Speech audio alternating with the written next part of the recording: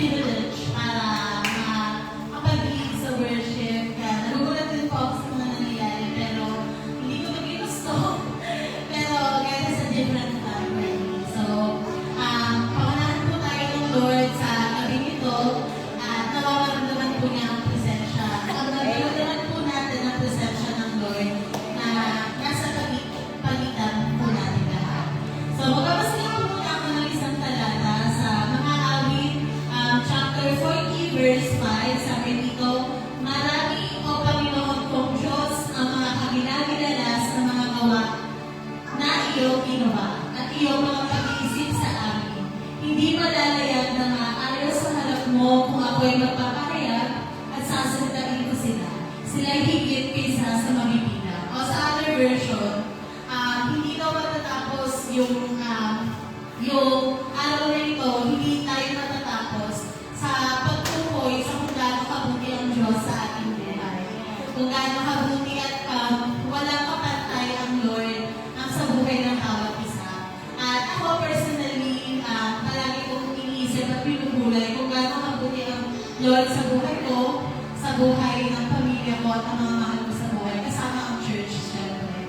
At naniniwala ako na sa mga buhay din natin mga kapatid, maraming ginawang kagilala sa Panginoon.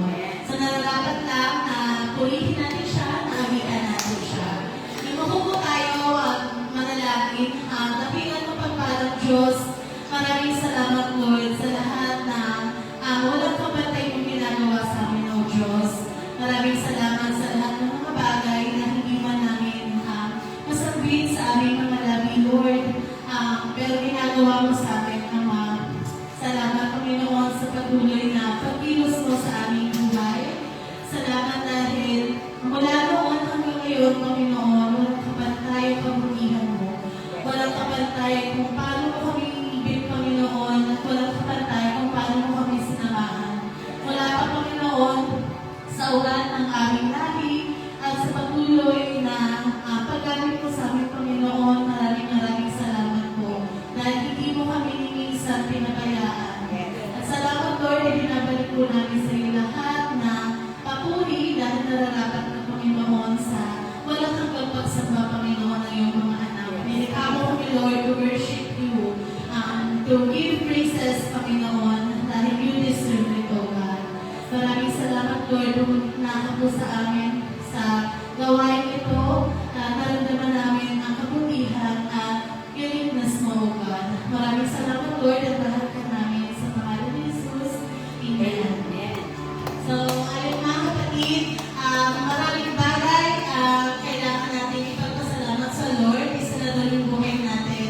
Sabi niya kanina sa verse, hindi tayo matatapos sa araw na ito kung isa-isa din natin yung mga kabutihan ng Lord sa buhay natin.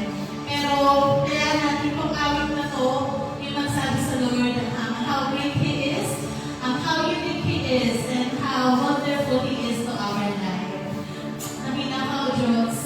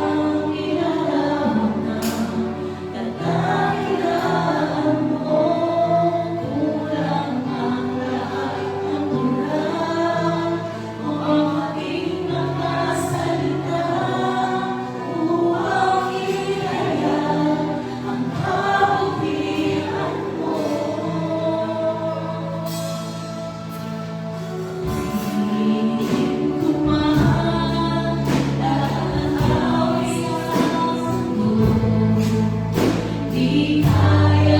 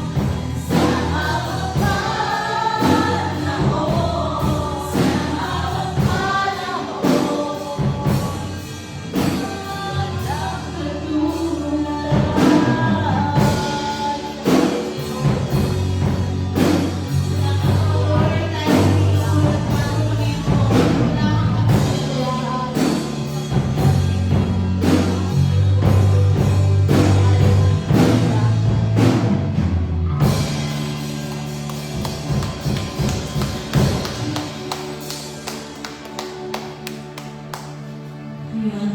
Maraming salamat sa Lord dahil pinapatunayan niya palagi ang kanyang pagkilos sa bawat gawain. At tunay nga mga kapatid na wala katulad ng Diyos, wala nang ang iba na makahihigit sa Kanya.